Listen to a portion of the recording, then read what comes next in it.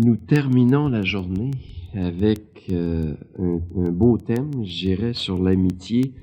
Je ne t'appelle plus serviteur, mais ami. Au commencement était la relation, écrit un auteur. C'est très vrai parce que, dans le fond, au commencement, c'est Dieu qui est là, hein? Dieu en trois personnes, hein? Trois personnes qui s'aiment à l'extrême, comme ça, là, dans l'amour, hein? C'est ça qu'il y a au commencement, hein? Les relations d'amour. Hein? Et l'être humain qui est créé à l'image de ce Dieu-là, qui est Trinité, là, comme ça, l'humain est relation d'amour. C'est la plus belle définition de l'être humain. C'est ça un être humain. L'humain, c'est une capacité de relation d'amour. Hein? Parce que, vous savez, un humain tout seul, là, il se déshumanise. Hein? Un humain là, qui resterait tout seul comme ça tout le temps, là, il devient un ours à un moment donné. Hein? Il est pas approchable, sauf s'il y a une vocation vraiment spéciale d'ermite. Mais précisément, les ermites, ils sont pas seuls, parce que s'il y a des gens qui sont branchés au fond d'eux autres, qui sont avec Dieu, ces gens-là, ils sont précisément pas seuls. Mais un humain tout seul, là, isolé, là, on voit ça, il redevient un animal à un moment donné. Il y a eu des cas comme ça d'enfants perdus dans le bois là, qui redevenaient, si vous voulez, des animaux pratiquement. Hein? Et le sommet de cette relation-là d'amour est l'amitié, avec un A majuscule. L'amitié est le plus haut niveau d'amour qu'un humain puisse atteindre. Je parle ici, bien sûr, là, de l'amitié spirituelle. Hein? Je parle pas juste de la simple camaraderie, là, on est la gang d'amis, là. Je parle de plus que ça, l'amitié spirituelle. C'est le plus haut niveau d'amour. L'amour d'amitié est le dernier mot de la relation humaine. Même pour un couple, c'est comme ça. Hein? Si ton mari ne devient pas ton meilleur ami, il y a encore du chemin à faire dans la vie de couple. Hein? Si ta femme ne devient pas ta meilleure amie, il y a encore du chemin à faire. Hein? Faut arriver jusque-là. Hein? Même chose dans les relations parents-enfants. Tôt ou tard, les enfants grandissent, la relation doit devenir égal à égal. Hein? L'enfant, il part de la maison, puis quand il revient, on demeure toujours les parents. Mais si on va aller plus loin dans l'amour, la relation, il faut dépasser ces titres-là. Hein? D'égal à égal. Là. En communauté, c'est exactement la même chose. Hein? L'amitié spirituelle est l'aboutissement normal de toute relation. C'est l'intériorisation de l'amour. C'est ça l'amitié. L'intériorisation de l'amour. Il se spiritualise. Hein? Vous savez, l'amour le plus intense, c'est toujours le plus caché. Comme tout ce qui touche la vie. Hein? Plus c'est intense, profond, plus ça disparaît à nos yeux de chair. Hein? Exemple, si vous prenez un chalumeau, là, vous allumez ça, vous allez voir au début la flamme qui sort de là, c'est rouge, hein, puis on a peur, hein, on n'a pas le goût de se mettre le doigt là, hein, une grosse flamme. Hein. Mais si vous augmentez l'intensité du chalumeau, vous allez voir la flamme va devenir bleue. Hein. Si vous l'augmentez encore, la flamme va disparaître pratiquement, elle devient blanche, puis elle disparaît. Mais là, mettez pas votre doigt là, parce que là, ça brûle. Hein. Plus l'intensité est forte, là, plus ça disparaît à nos yeux. Hein. Même chose, deux êtres qui s'aiment. Hein? Deux êtres qui s'aiment, là, qui sont en amour, on voit ça. Hein? Au début, il y a beaucoup de démonstration, d'extériorisation. On a besoin de montrer à l'autre qu'on l'aime. Hein? On y achète des gros cadeaux. Puis, hein, plus le cadeau est gros, là, ça veut dire plus je t'aime. Hein? On en met, là, puis ça. Puis, c'est drôle, au long des années, si cet amour-là grandit en profondeur, là, on en vient que on n'a même plus besoin de se donner des gros cadeaux. Hein? On n'a pas besoin de prouver rien. Hein? Un clin d'œil, une parole, un regard, un silence, puis on est en communion profonde. Hein? Vous voyez, ça s'est intensifié, là, puis le fluff-là disparaît. On n'a rien à prouver, on est en communion. Et Dieu lui-même nous invite à devenir son ami intime. Ça, juste ça, là, si on prend conscience de ça, c'est incroyable. C'est pas pour le Créateur de l'univers, là, il m'appelle moi, personnellement, à devenir son ami intime. On y croit pas, hein, on ne croit pas à ça. Il nous le dit dans Saint Jean. Je ne vous appelle plus serviteur, car le serviteur ne sait pas ce que fait son maître.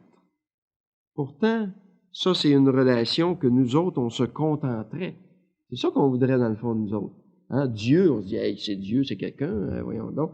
On le voit sur un trône élevé, puis nous autres, on va être ses serviteurs, on va le servir éternellement.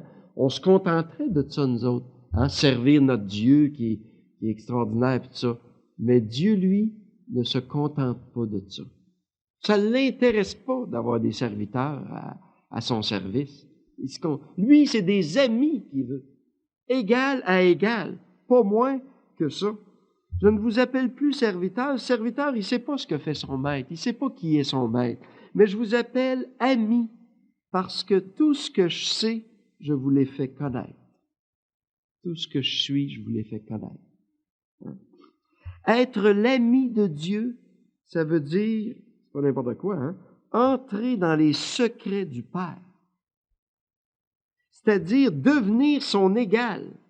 Comme je disais ce matin, hein, ce langage d'amour qui est scandalisant. Bien sûr, c'est scandalisant. L'amour, c'est scandalisant. Le vrai. Hein. Être l'égal de Dieu comme ça. Dans l'amitié profonde, vous savez, il n'y en a plus de titre. Hein. Il n'y a plus de maître, de serviteur. Il n'y a même plus de père, de mère puis d'enfant. Il n'y a plus de patron, il n'y a plus de chef, il n'y a plus de boss, il n'y a plus de responsable. Il n'y a même plus de mari puis de femme. Il n'y a même plus de Dieu. Il y a juste deux êtres, deux amis qui s'aiment. Les titres là, sautent. Rendu à ce niveau profond, là, c'est le raffinement, là, les titres, là, ça n'existe plus. Hein? Là, c'est l'amour, hein, deux amis qui s'aiment. On entend souvent cette phrase-là, hein? En affaires, il n'y a pas d'amis.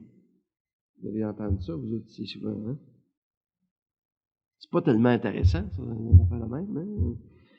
Ça veut dire, mais c'est grave une phrase de même quand même, hein? Ça veut dire qu'il n'y a pas d'amour en affaires. Et c'est grave, ça, là. Donc, si c'est en dehors de l'amour, c'est quoi, ça, les affaires? Imaginez. C'est quoi, les affaires, si c'est en dehors de l'amour? L'inverse est beaucoup plus vrai puis profond, hein? En ami, il n'y a pas d'affaires. Ça, je crois, c'est plus profond. Hein? En ami, là, il n'y a plus de relation commerciale. Il y a deux amis, point. Saint Augustin a une belle définition de l'amitié. Écoutez ça, la définition de Saint Augustin. Il dit ceci. Il dit, très réaliste, hein? Il dit, un ami, une amie, là, c'est quelqu'un qui sait tout de vous et qui pourtant vous aime. Ça élimine pas mal de monde en partant. Hein? Quelqu'un qui sait tout de vous et qui pourtant vous aime. Là, hein? Quelqu'un qui sait tout, là, c'est rare, ça. Hein? Puis qui vous aime, là, ça commence à s'appeler un ami. Hein? C'est ça. Hein? L'amitié, ça veut dire essentiellement aimer l'autre. Différent. Différent.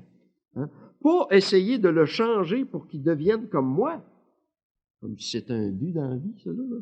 Mais de lui permettre d'être différent. C'est ça, aimer quelqu'un. Lui permettre d'être différent. Hein? Et plus j'aime quelqu'un, plus je lui permets d'être autre, d'être ce qu'il est, d'être différent de moi. C'est ça l'amour.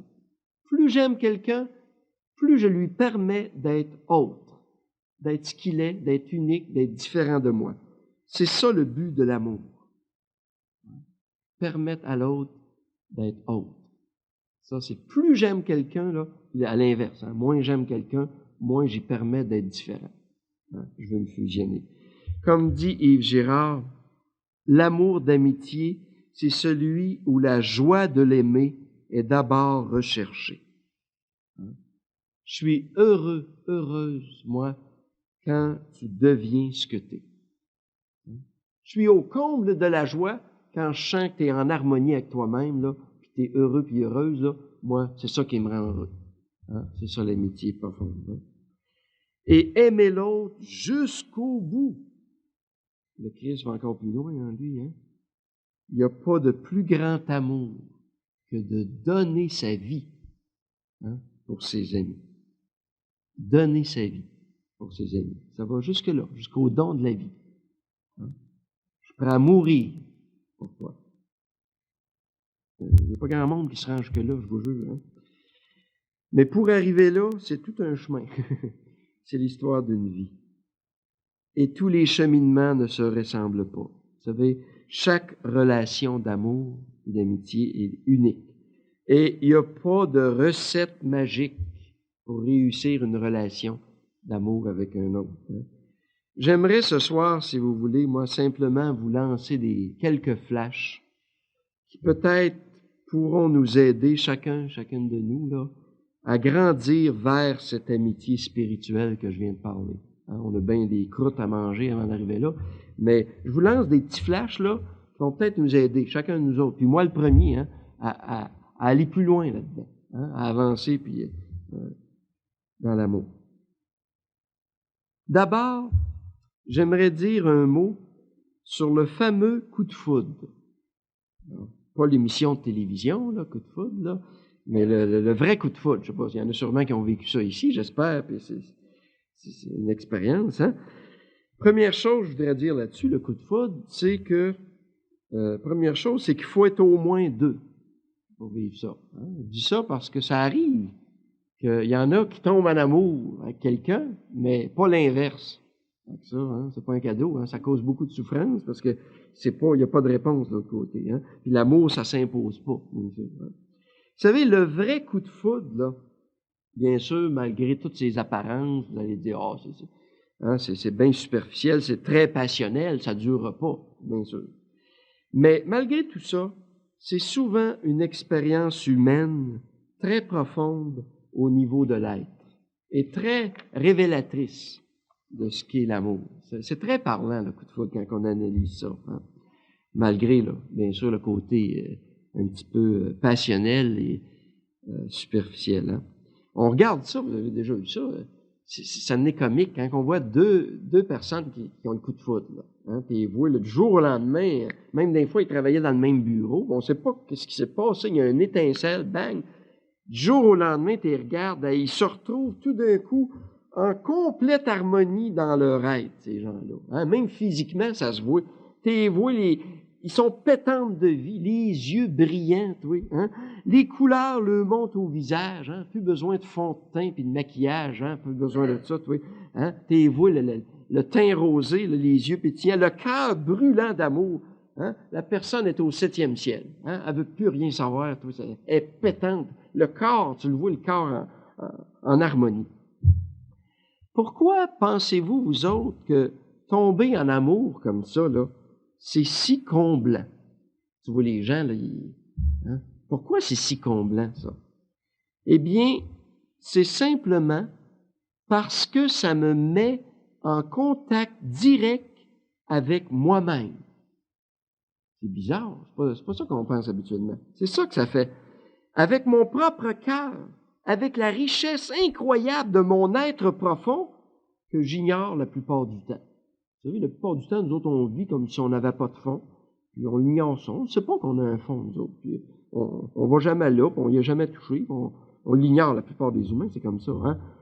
Mais le coup de foudre, ça nous met en contact direct à un moment donné, avec le fond. C'est pas l'autre en tant que tel qui me rend heureux puis heureuse dans le coup de foudre. Hein? Et c'est pas l'absence de l'autre ou la solitude qui nous rend malheureux puis malheureuses. Hein? On entend des fois les gens, « Oh, j'ai pas de chum. Hein? Moi, si j'avais un chum, là, je serais heureuse, je serais bien. Hein? J'ai pas de blonde, là. Hein? C'est pour ça que ça va mal. » Mais c'est pas ça. C'est parce qu'on n'est pas branché sur notre cœur profond. C'est juste ça. Le coup de foudre, c'est juste ça que ça fait. Ça me rebranche sur le fond de moi-même. Hein? L'autre que j'aime puis qui m'aime me branche sur mon propre fond en me révélant ce qui m'habite depuis toujours, mon identité profonde. Hein? C'est pour ça que c'est si comblant. Je me découvre. Je découvre que je suis amour. Je suis amour. Eh, mon Dieu, que ça fait du bien, ça, découvrir ça. Hein? Je me découvre amour comme ça. Hey, c'est comblant quand on découvre notre identité profonde comme ça. Ainsi, dans le coup de foudre, vous savez, je rencontre l'autre dans ce qu'il est. C'est ça qui se passe. Je le rencontre dans ce qu'il est. Ça, là, écoutez, c'est tellement vrai, vous le savez comme moi, ceux qui l'ont vécu ou qui qui en ont vu autour d'eux autres, là. Je sais pas s'il y a des fantômes qui claquent des dents, c'est juste... J'entendais le stylo, parce que lui, il s'entend pas avec les écouteurs. C'est tellement vrai, ça, que tout le reste devient très secondaire. Vous savez, vous voyez deux personnes là, qui tombent en amour comme ça, là, t'es voué, là, puis tout le reste, là, il n'y a plus rien d'important. Hein? Tu t'arrives pour lui dire, hey, voyons donc, hey, t'es pas pour sortir avec cette fille-là, ça n'a pas d'allure, hey, elle n'a jamais une scène, cette fille-là, hein, elle est toujours à commander de l'argent partout, elle n'a jamais une scène. Pas grave, ça. On s'aime. Voyons donc. Tu connais pas ça, toi, l'amour? Hein? On s'aime. Hein? L'argent, on va en trouver de l'argent. Voyons donc. L'amour, c'est bien plus que l'argent, ça. Voyons donc. Tu connais pas ça, toi.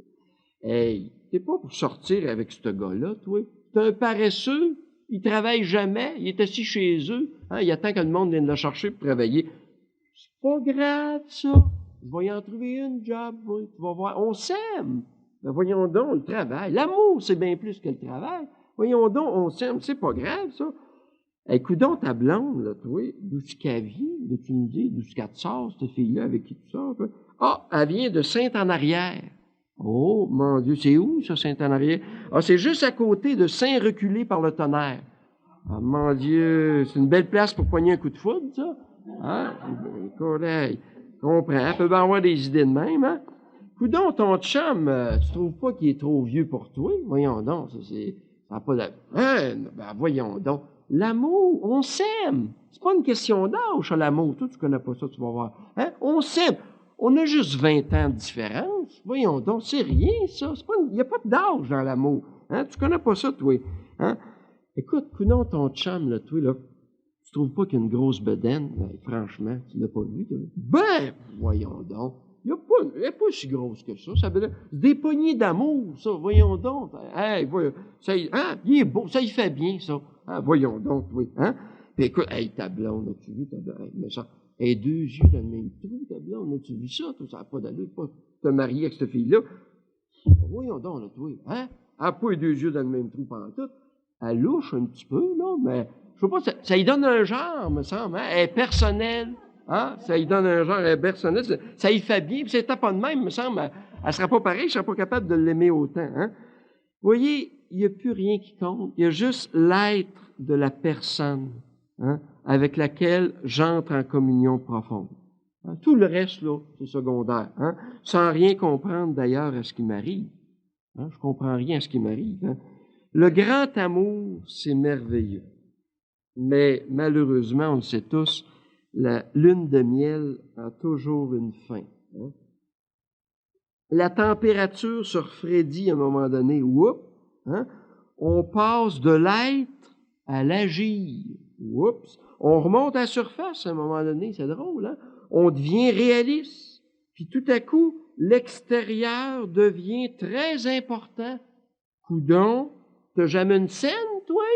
Hey! Oh ben toi, le paresseux, va donc trouver du travail, hein? Ils viendront pas te chercher à la maison, là, ils t'appellent, faites quoi, hein? Hey, d'où tu sors? Tu veux bien venir de Saint-en-Arrière, toi, pour avoir des idées de fou comme ça, hein? Bon, ça y est, Pépère, il est vieux, Pépère, hein? Il est encore écrasé avec ses pantoufles devant la TV, il veut pas sortir ni danser, hein? Bon, hey, le gros tas, là, tasse ta bedaine devant la TV, là, je vois rien. Hey, puis toi, puis tes deux yeux dans le même trou. Une chance, c'est pas des fusils, tu te tirais dans le nez, hein? Bon, hey. Oh, là, l'extérieur devient très important. C'est bizarre, hein? Ça, c'était pas important, mais tout à coup, là, oh!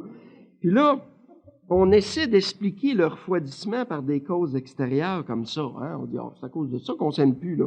Gars ça, puis, hein? Qu'on tente de changer, comme les habitudes, par exemple. C'est bien sûr, hein? On dit, c'est pour ça. Hein? C'est pour ça que ça marche plus. On est tombé dans la routine. Hein? Toujours le même soir à la même heure, hein? Le même poste. Hein? C'est ça. Tomber dans la routine. Ça marche plus, ça, là. C'est bien vrai, hein, que les habitudes peuvent tuer l'amour. Ça, c'est bien vrai. Hein? Je le sais bien. C'est vrai que l'amour doit être constamment nourri, inventé, puis créé à chaque jour. Faut toujours recréer. Hein? Mais faisons-nous pas d'illusions. C'est vrai aussi que tôt ou tard, on frappe un mur. Avec n'importe qui. On touche la phase de vérité, je dirais. blessure à blessure, hein, pauvreté à pauvreté. Hein. Ça, c'est tout le monde, on arrive là. Que ce soit, là, je parle du couple, mais en communauté, c'est la même chose, c'est partout. Hein. Appliquez ça, là, chacun dans son domaine. Là.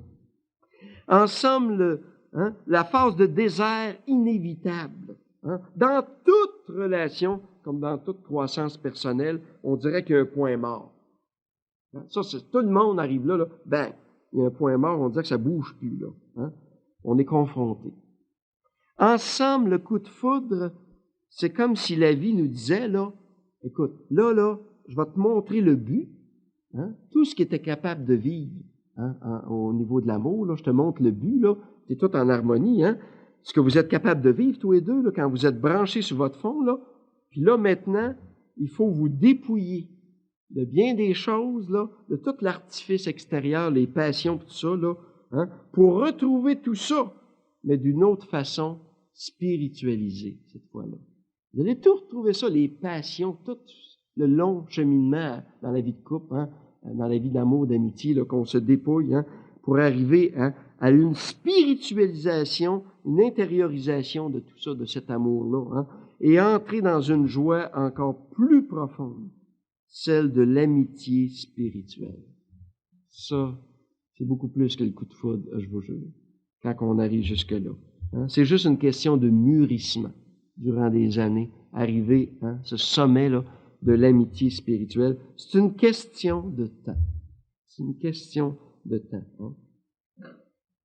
Quand on veut, bien sûr, arriver jusque-là. Hein? Une des réalités les plus souffrantes quand on passe comme ça du coup de foudre, là, au dur labeur de l'apprivoisement mutuel, là, tous les jours, hein, c'est la découverte de l'altérité, la différence, hein, l'altère. Hein, on se découvre différent. J'en parle depuis le début. C'est ça qui est souffrant. Hein. Vous savez, durant la lune de miel, là, les différences, on en voyait des différences. On voyait bien qu'on était différents, puis ça, on en voyait, mais c'est drôle. Hein? C'était pas une menace. On se sentait pas menacé. Pourquoi? Parce qu'on était bien branchés, ancrés dans notre propre fond. Puis maintenant, c'est bizarre, les différences, c'est l'enfer. C'est devenu l'enfer, ça nous menace tout de suite, on est sur la défensive. C'est une véritable menace. Hein? Et plusieurs personnes, pour éviter l'affrontement de cette différence-là, parce qu'il faut être vraiment mature, vous savez. Il faut être un homme et une femme vraiment mature pour accepter les différences. Hein? C'est très dur. Tout un cheminement, hein, de vie. Hein? Mais plusieurs personnes comme ça, pour éviter ça, cet affrontement-là, parce qu'il y a un affrontement nécessaire qui est là, veut pas dans la différence, essaient d'ignorer ou de fuir les différences en s'installant dans ce qu'on appelle la fusion. Je voudrais vous parler de ça maintenant, de 3 types de fusion. C'est bien important. Il y a tellement de couples qui se défont à cause de ça. C'est épouvantable. Hein? De fusion. Un grand problème. Il y a différents types de fusion. Je vous en donne 3 ici. Premier type classique, là, c'est quand chacun confond ce qu'il est avec l'autre. Ça n'a l'air de rien, mais ça arrive bien souvent dans les meilleures familles. Ça. Confondre ce que je suis avec l'autre. Hein? Encore une fois, pour la peur d'affronter la différence. Là. Ainsi, à chaque fois que l'une des deux personnes touche son vide intérieur, son manque à être, là, elle attend que l'autre comble ce vide. Autrement dit, c'est l'autre qui m'apporte l'être. À ce moment-là, l'autre devient très vite ce qu'on appelle une béquille affective. Hein? Puis moi, je deviens une béquille affective pour l'autre. Hein? 2 béquilles. Je dis que ça avance. Je te jure. Hein? Et finalement, c'est ça qui est grave, l'autre devient un objet, c'est grave, un objet qui m'appartient et moi, je suis un objet qui appartient à l'autre. Okay? 2 béquilles. Je suis totalement dépendante de l'autre pour la survie de mon cœur. Hein? Aussitôt je touche le vide, là, j'ai la panique, là, ça me prend ma béquille. Hein? On se rend des services mutuels comme ça. Mais vous savez que toute fusion conduit toujours à la confusion. C'est ça. Tôt ou tard, mon être profond y étouffe. Il n'est pas dans la vérité là-dedans. Il étouffe, puis il crie en réclamant sa liberté. Et nécessairement, c'est le divorce, intérieur ou extérieur, peu importe, avec l'autre. En fait, c'est bizarre. On ne peut rencontrer un autre en profondeur qu'en renonçant à l'autre. Saviez-vous ça, vous autres? C'est fou de même, la spiritualité puis l'amour. On ne peut pas rencontrer un autre en profondeur, on peut le rencontrer en profondeur qu'en renonçant à l'autre, en se détachant.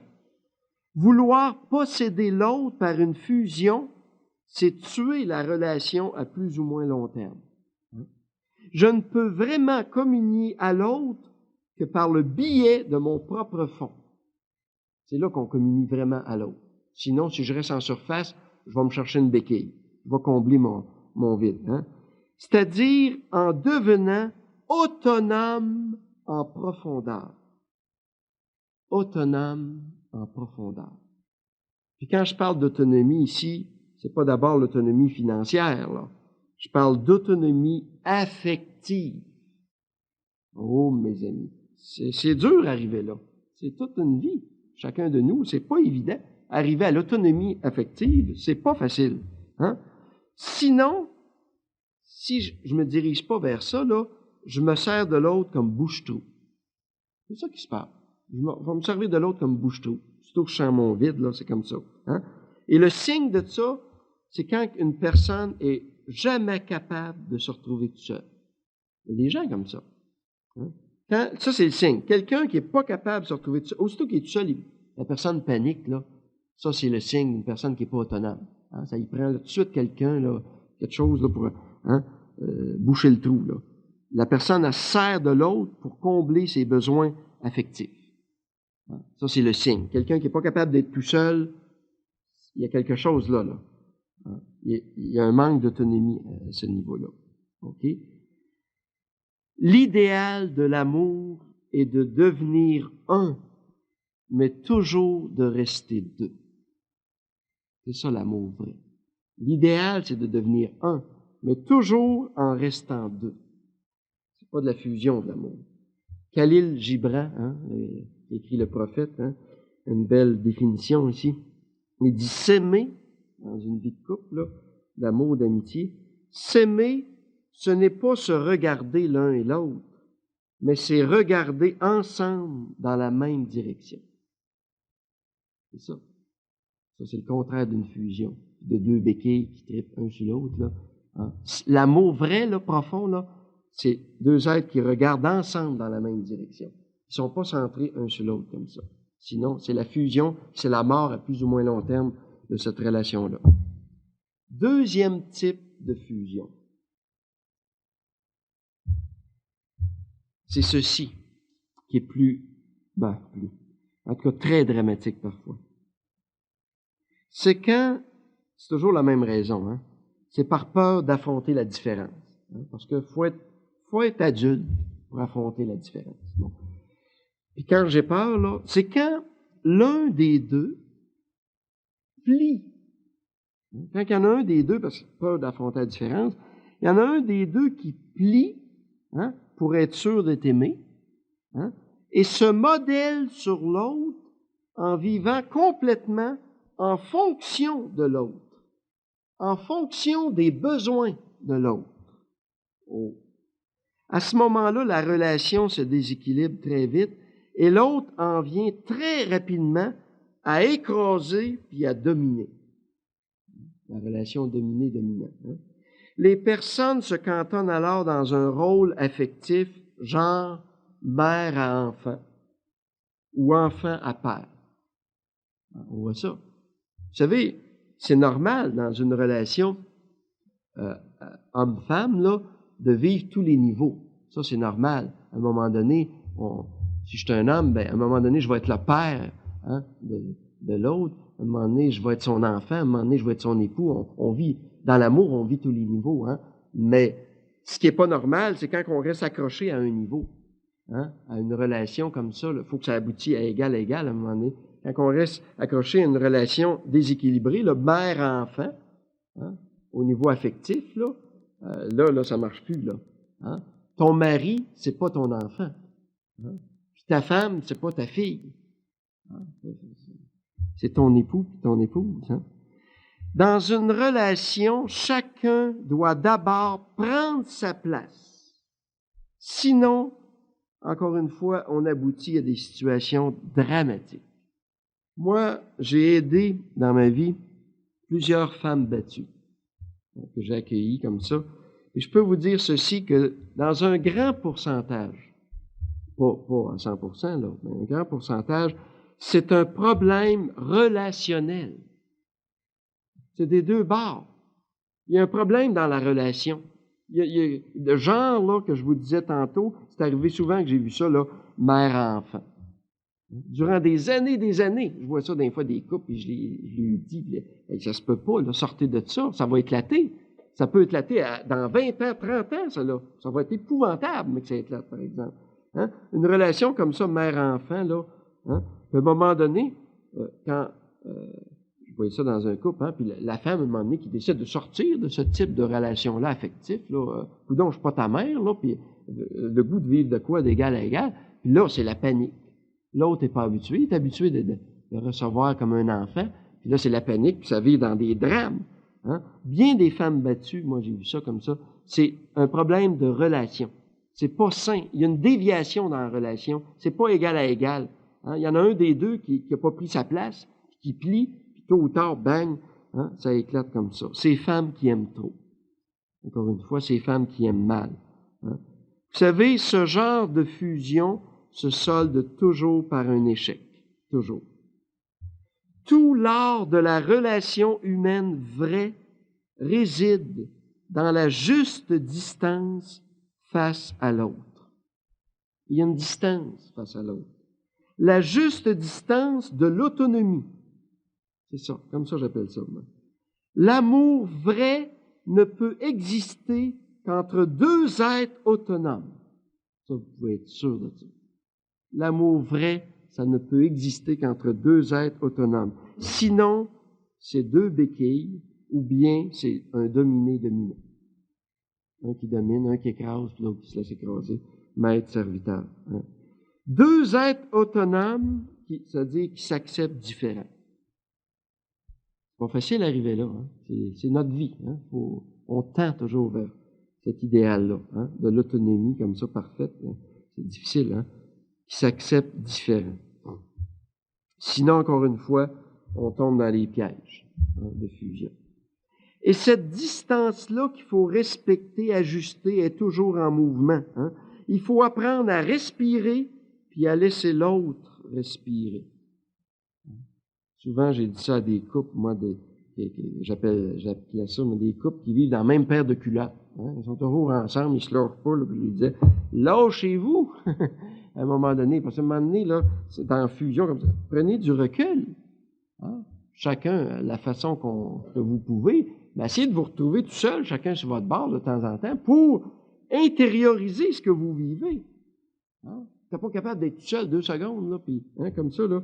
Cette distance-là, elle est salutaire parce qu'elle nous permet d'intérioriser la présence de l'autre, de spiritualiser la relation en nous faisant entrer dans l'amour d'amitié. C'est là qu'on arrive dans l'amour d'amitié. Avec un recul, là, j'intériorise ma relation. Qu'est-ce que je vis avec l'autre? Puis quand je reviens, là, comme ça, hein, je passe à un autre niveau beaucoup plus profond. C'est essentiel, ça, ces reculs-là, pour arriver à l'amour d'amitié. Hein. Et enfin, un troisième type de fusion qui est aussi très répandu aujourd'hui. Celui-là, c'est surtout après plusieurs années de vie commune. Hein. C'est la fusion dans l'indifférence. La fusion dans l'indifférence. C'est-à-dire que, ça c'est très répandu, hein. On a fait tous les compromis, hein. On s'est bien installé, hein. Chacun de son bord. On n'a plus de problème, nous autres. Alors, on n'a plus de problème, on a chacun notre TV. Hein? On n'a plus de problème de vie de couple, nous avons chacun sa TV, chacun son lazy-boy, chacun son appartement, chacun son lit, chacun sa chambre, finalement chacun sa maison. C'est une belle vie de couple, ça là. Hein? Puis là, ben, on va fêter notre 50e anniversaire de mariage. Mon Dieu, hein? C'est quelque chose, hein? Il n'y a plus rien. Il n'y a absolument plus rien. Hein? Comme ça, chacun sur son bord. Hein? C'est la mort. Hein? Et la relation se résume maintenant à ceci. Achale-moi pas, je t'achalerai pas. Ça, c'est tout un cas, les amis. Hein? Chacun ses bebelles, puis dans sa cour. Hein? On a pris nos distances, mais malheureusement en coupant la relation. C'est là le drame. On a pris des distances, mais trop de distances. Il n'y a plus rien. On ne se retrouve plus. Hein? Par peur de se déranger. Hein? Comme ça, là, on ne veut pas être dérangé. Hein? Puis on va entendre, hein, les gens vont dire, ça clique plus. Il n'y a plus rien à faire dans notre vie de couple. Je vis plus rien, je chante plus rien. Moi, on dirait que c'est mort. On est sur l'air d'aller depuis des années, on dirait. Hein? On a touché la limite, nous autres, le point mort, c'est l'amour platonique. Il paraît que c'est bien plate, ça, cette affaire-là. Hein? L'amour platonique, là. Il dit. En somme, je ne crois plus à l'évolution de cette relation-là. J'y crois plus à notre vie de couple. L'autre, il est trop différent. Il veut pas changer. Hein? Il veut pas. Il n'y a plus rien à faire avec l'autre. Puis habituellement, savez-vous ce qui se passe dans ce temps-là? Habituellement, là, on se lance chacun de son côté dans 1001 cours, sessions. On s'en va suivre une session d'intériorité à un moment donné. Hein? Des activités, des sports, du bénévolat, n'importe quoi, pourvu que je ne voie pas la face. Hein? On est prêt à sauver le monde, n'importe quoi, on se garoche dans tout, on fuit. Hein? L'autre fois, je me demandais ça, dans le fond, pourquoi actuellement, dans notre société, on dirait que tout le monde se garoche, tout le monde est dans 50 affaires, 50 activités de bénévolat, tout le monde, ça court à doigt. Dans le fond, chacun se cherche là-dedans. C'est ça qui se passe. Hein? Tout le monde cherche sa propre identité à travers tout ça, hein? Sa propre autonomie. C'est pas mauvais, bien sûr, tout ça. Là, je sais pas, une session d'intériorité, là, hein? Bien sûr, là. Pas mauvais, c'est pas ça que je dis. C'est pas mauvais si on continue la relation. C'est bon de vivre chacun des choses, chacun sur notre bord. Mais si on se retrouve pour partager ça, mais si on se retrouve jamais, là, hein, c'est la mort à plus ou moins long terme. Mais si on se retrouve, ben, c'est merveilleux pour partager ça, ce qu'on vit chacun sur notre bord, puis à un moment donné, on se retrouve encore plus profondément. Mais si on ne se retrouve pas, c'est mortel, hein, parce qu'on se coupe de l'autre. Hein, c'est ça. S'il n'y a plus de point de rencontre, là, on tombe dans l'indifférence totale à ce moment-là. Vous voyez, c'est ça, une vie comme ça, là, de couple, là, dans l'amour ou l'amitié, peu importe, là, c'est toujours comme ça. Hein? On se rencontre en profondeur, puis on prend un recul. Toujours comme ça. C'est ça, l'amour. C'est pas ça. Ça, c'est la fusion. Tout le temps, tous les deux comme ça, là. Et c'est pas ça, en parallèle, chacun dans notre lazy-boy, chacun notre TV, là. Hein, on vit plus rien. Ça, c'est le divorce. C'est déjà mort, là. Hein? Puis l'autre, la fusion, ça va éclater comme du popcorn, ça, à un moment donné, là. Hein? Ça reste pas de même. À un moment donné, bang, ils veulent plus se voir. Une relation d'amour, c'est en mouvement. C'est vivant. Hein? On se rencontre en profondeur, on reprend du recul, je me retrouve tout seul, seul avec moi-même, seul avec Dieu. Et après ça, je rencontre l'autre, j'intériorise la présence, on se rencontre encore plus fort. C'est là qu'on touche l'amitié spirituelle. C'est ce mouvement-là qui est l'amour. En dernier lieu, j'aimerais dire un mot rapidement de la personne qui est la plus distante de nous. Trop distante, c'est-à-dire l'ennemi. L'ennemi. Vous savez, l'ennemi, c'est essentiellement quelqu'un avec qui toute relation est un échec. C'est ça l'ennemi. C'est quelqu'un là qu'à chaque fois que je rencontre cette personne-là, ça marche pas. Ça marche pas. Ça remplit, on dirait. Vous savez, il y a bien des façons de se situer face à l'ennemi. On peut y faire une grimace, hein? On peut se battre avec, on peut l'assommer, on peut le tuer, on peut l'ignorer. Mais savez-vous, le pire coup qu'on peut pas y faire, c'est d'en faire son meilleur ami. Ça, c'est le pire coup que tu peux pas faire à ton ennemi. C'est le Christ qui nous dit ça. C'est pas moi qui invente ça, c'est le Christ qui nous dit ça dans l'Évangile. Aimez vos ennemis. Je sais pas si vous avez déjà réfléchi à cette phrase-là, vous autres, comment elle est épouvantable. Le Christ, il dit pas, là, tolère tes ennemis, endure tes ennemis, t'offre tes ennemis. Il dit, vis de l'amour vis de l'amour avec ton ennemi.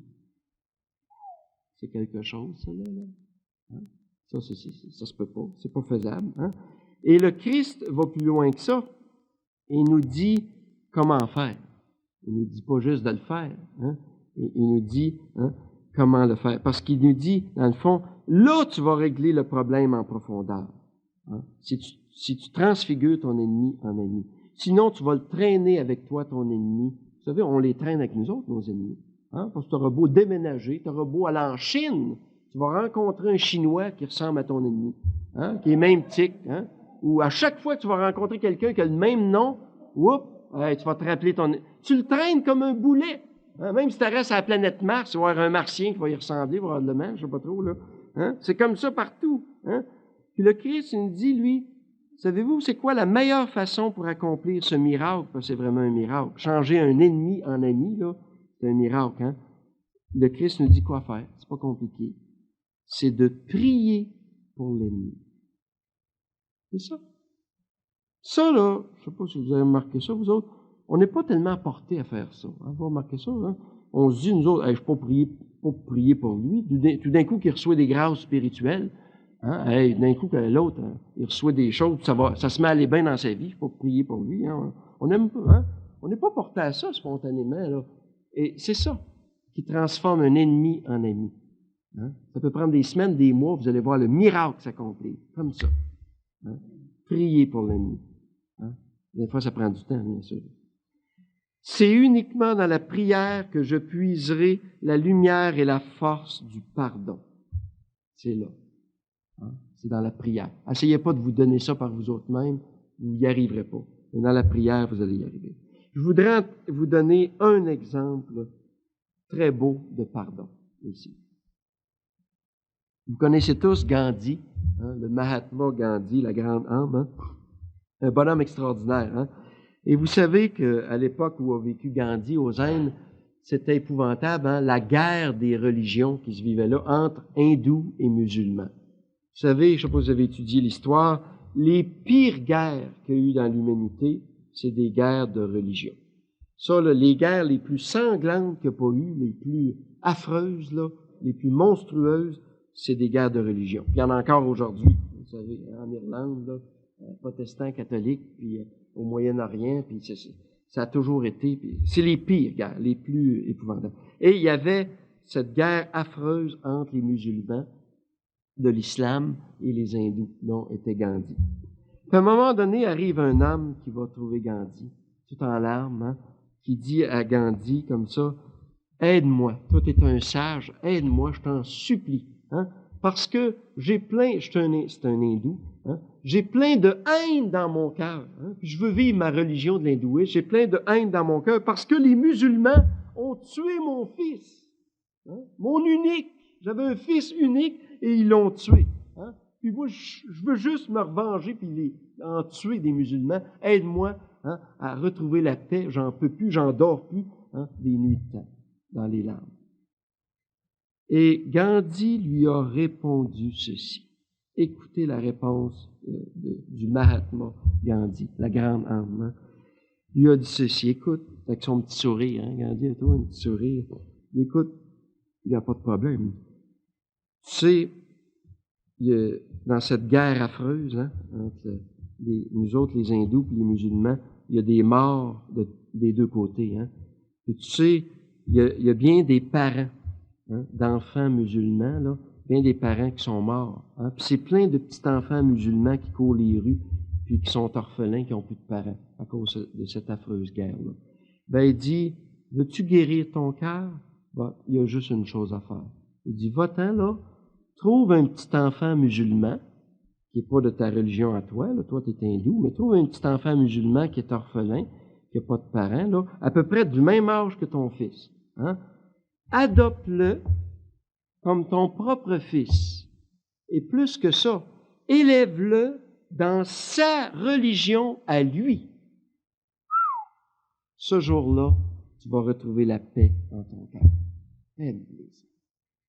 Pas dans ta religion à toi, parce que la cause de tout ça, là, c'est une guerre de religion, mais prouve c'est quoi l'amour, montre-les c'est quoi l'amour, toi.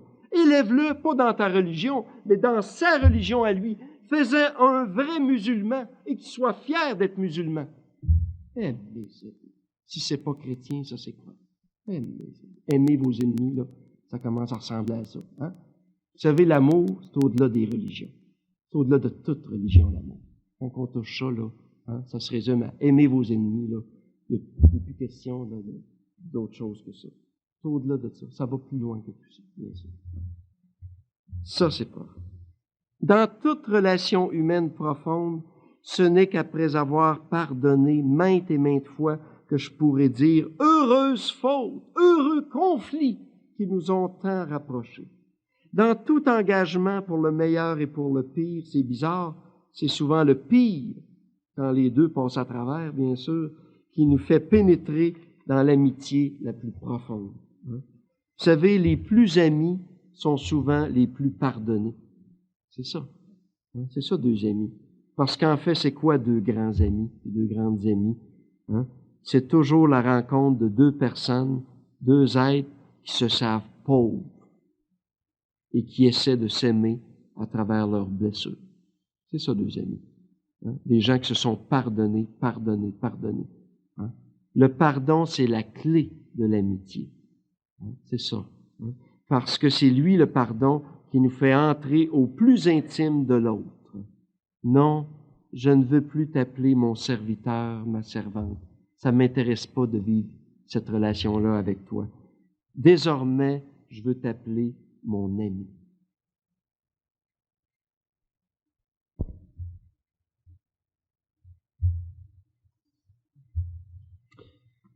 On termine la journée avec le petit enseignement sur l'adoration de l'amour. Sûrement que la réalité la plus belle et en même temps la plus mystérieuse qu'un humain peut vivre avec Dieu, c'est l'amitié. Imagine, Dieu t'appelle toi à être son meilleur ami, sa meilleure amie. On n'a pas idée, hein? On a de la misère à imaginer ça, que ce soit vrai, ça.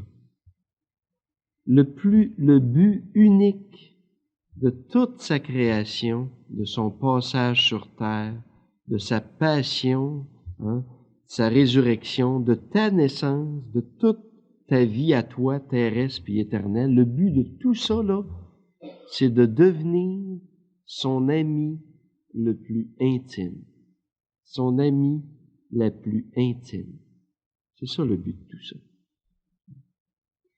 Mais vous allez me dire peut-être, oui, mais c'est pas un cadeau, être ami avec lui. On le voit pas, on l'entend pas, on le touche pas. Puis je réponds à ça, une chance. Une chance. S'il fallait que Dieu nous soit accessible comme ça, là, ça serait sa mort et notre mort. Nous autres qui cherchons constamment la fusion, la plupart de notre vie, c'est ça, là, la plus grande partie de notre vie, on cherche la fusion et qui ne pensons qu'à prendre, qu'à consommer, qu'à accaparer, Dieu deviendrait très vite un bouche-trou, comme il l'est dans l'imagination de bien du monde. Mais ça, c'est dans le tête. Heureusement, c'est pas le cas. Dieu est bien trop intelligent et surtout bien trop amoureux pour posséder, se laisser posséder. Dieu échappe toujours à nos instincts de captation. Nos mains, là, qui veulent toujours là, le saisir, l'attraper puis se refermer comme ça. Il échappe toujours, il glisse entre nos doigts, Dieu. Pour nous ouvrir à la vraie joie, c'est pour ça, à la vraie liberté, au vrai amour. Sinon, on tuerait l'amour à long terme, comme on le fait souvent sur Terre, en captant l'autre comme ça. Il nous apprend ainsi qu'on ne peut vraiment posséder un autre qu'en renonçant à l'autre. C'est ça l'amour. C'est là qu'on le possède, mais de façon spirituelle intérieure. Mais on le possède vraiment en renonçant à l'autre. C'est pour ça que Dieu, pour nous, c'est d'abord une distance. C'est ça, Dieu, qu'on sent, là, hein, à certains jours, qui est souffrante. Hein. Cette distance essentielle qui nous permet d'intérioriser sa présence et non de la capter pour soi comme un objet. On a beaucoup de signes de ça dans l'Évangile, en particulier dans plusieurs textes qui a trait à la résurrection. Hein, parce que c'est là qu'on... Vous vous souvenez du fameux texte à Madeleine? Hein? Ça en est quasiment comique. Vous savez, Marie-Madeleine, elle, je ne sais pas pourquoi, elle aimait beaucoup les pieds du Christ. Hein? Aussitôt qu'elle le voyait, elle se garochait à ses pieds, puis c'était de l'embrasser, puis hein, de laver ses pieds avec ses larmes, des essuyettes. Elle, c'est ses pieds. Hein? Bon. Le Christ ressuscite, tout de suite, elle se garoche pour arriver à ses pieds. Hein? Le Christ qui arrive, qui dit « Ne me touche pas ». Ah, on dirait que le Christ est devenu prude tout à coup, hein, il est ressuscité. Puis, ne me touche pas. Avant ça, il se laissait toucher. Hein, elle embrassait ses pieds, elle les a lavés, tout ça. Puis là, ne me touche pas, Madeleine. Je vais t'enseigner un autre type de toucher, beaucoup plus profond. Un toucher de tendresse spirituelle. Ah, c'est très doux, beaucoup plus profond. Un autre type. Je vais t'amener un autre type de toucher intérieur. Hein. Les disciples d'Emmaüs, vous vous souvenez, la même chose. Hein. Aussitôt qu'ils le reconnaissent, hein, qu'ils veulent mettre la main dessus, là, hein, comme ça, là, chioum, il disparaît devant leurs yeux. Hein. Tu peux pas, aussitôt que tu essaies de l'attraper, il disparaît. À l'ascension, on veut le retenir, va-t'en pas, reste avec nous, et tout ça, il disparaît. Hein, dans le discours de la Sainte. On doit être sevré de l'extérieur pour entrer à l'intérieur. C'est pour ça, cette distance-là. Hein. Et Dieu sait ça, lui, qu'il faut cette distance extérieure-là pour entrer à l'intérieur de soi. Et retrouver là, bien sûr, au plus profond, tout ce qu'on a quitté à l'extérieur. Mais au centuple, cette fois-là, c'est-à-dire spiritualisé. Hein? D'une autre façon, d'une façon spirituelle. Hein? C'est ça le centuple. C'est-à-dire pleinement accompli et éternel. Il sait ça, lui, Dieu, que cette distance-là, là, dont on se plaint à la journée, chacun de nous, on se plaint toujours que Dieu n'est pas là, puis où est-ce que t'es, puis le scandale de son absence. Hein? Mais lui, il sait ça que cette distance-là, là, hein, il sait ça que cette absence extérieure là, nous conduit tout droit à la vraie présence intérieure, qui est éternelle. Il faut cette absence extérieure pour qu'on puisse déboucher, toucher hein, la présence intérieure. Sinon, on n'arrivera jamais là. C'est pour ça. C'est pour ça. Vivre une amitié avec Dieu, c'est vrai, c'est du sport. C'est vrai. Hein? Parce que ça nous situe dans un constant paradoxe, vous savez. On dirait qu'on est toujours assis en deux chaises avec lui. Hein? Parce que, écoutez, Dieu, il se définit, lui, comme une présence absente. Essayez donc de sortir avec ça le samedi soir, vous autres. Hein? Une présence absente. Bon. Un silence qui parle. Il dit que c'est pas facile à jaser avec. Hein? Un désir qui comble. Hein? D'habitude, le désir, hein? On reste notre faim, notre soif. Ça nous comble pas, ça. Lui, c'est un désir qui comble. Une distance de communion. Mais d'habitude, la communion, il me semble, c'est proche. Une distance de communion. Un espace intérieur. Au jeu, c'est pas facile d'être ami avec quelqu'un comme ça. Hein? Pourtant, pas un être n'est aussi proche de nous que lui. Il fait un avec nous, au fond de nous, hein, dans la pointe de l'âme, comme disent les mystiques. Hein. Et pourtant, il nous semble le plus lointain. On le cherche à tous les jours. Hein. Il n'y en a pas un qui est aussi proche de nous autres. Pas un n'est aussi semblable à nous. On a été créé à son image et à sa ressemblance. Hein. Et pourtant, on l'appelle le tout autre, tellement il est différent. Tellement il est différent de nous. L'amitié avec Dieu est une folie, une douce folie d'amour, que seul le vrai Dieu a pu se permettre avec sa créature. Hein. cette folie de l'adoration mutuelle dans l'amour. Ça va jusque-là, l'amour. Un jour seulement, je prendrai pleinement conscience jusqu'à quel point Dieu est ami avec moi. Vous savez, on n'a pas idée de ça. On n'ose pas croire. On vit des fois des belles amitiés profondes, intimes avec des personnes. Mais imagine-toi là, que Dieu, là, lui, il est ça face à nous. De son côté à lui, en tout cas. Nous autres, on n'ose pas y croire. Mais lui, l'ami le plus grand, le plus intime qu'on n'a pas. Quand on a un ami, là, il n'y a plus rien. On n'a plus peur de rien. Parce que si on est mal pris, on a un ami qui va nous aider comme ça. Puis, un ami, une amie, là.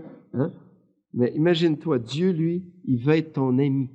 Le plus intime, la plus intime. Il va être toujours là pour te... C'est ça qu'il veut vivre. Et qu'on a de la misère à y croire. Ce jour-là, qu'on va à peine découvrir ça, à quel point il est ami avec nous autres, ce jour-là, tout mon être éclatera de joie et versera des larmes de paix. Ce jour-là, ce sera la fête éternelle, mes amis, celle de l'adoration de l'amour. Celle de l'adoration de l'amour. C'est ce qu'on va vivre.